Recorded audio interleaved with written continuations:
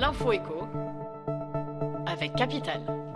On commence par le coup de gueule du jour. Revenus qui dégringolent, multiplication des normes. Les raisons de la colère des agriculteurs sont nombreuses.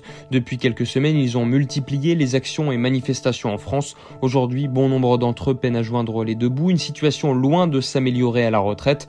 Le montant moyen de la pension d'un agriculteur non salarié s'est élevé en 2022 à 1269 € brut contre 1509 € brut pour l'ensemble des retraités.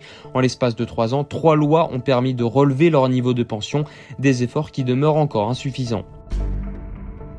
On enchaîne avec la bonne nouvelle du jour. Les emprunteurs entrevoient enfin le bout du tunnel.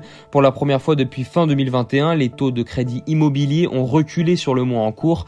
La moitié des établissements bancaires ont déjà baissé leurs taux en janvier. C'est un signal très positif pour les acheteurs, se réjouit Cécile Roquelaure du courtier Empruntis. En moyenne, les taux atteignent actuellement 4% pour les prêts étalés sur 20 ans.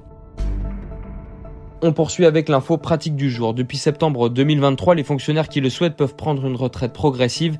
Ce dispositif déjà ouvert aux salariés permet de réduire son activité lorsque vous approchez de votre âge de la retraite, tout en commençant à toucher une partie de votre pension.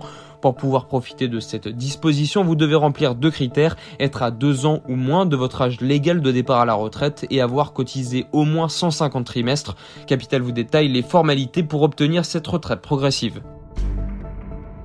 Et pour terminer, le chiffre du jour, 3 933 € le mètre carré, c'est le prix moyen de l'immobilier à la montagne. Un montant en hausse alors que le reste du pays subit une baisse des prix. La montagne résiste car il s'agit d'un marché majoritairement locatif permettant aux propriétaires de pérenniser leurs investissements, explique Benjamin Berger du groupe Simalpes. Mais attention, les volumes des transactions en montagne ralentissent depuis quelques mois. Découvrez les stations où les prix augmentent et celles où ils reculent.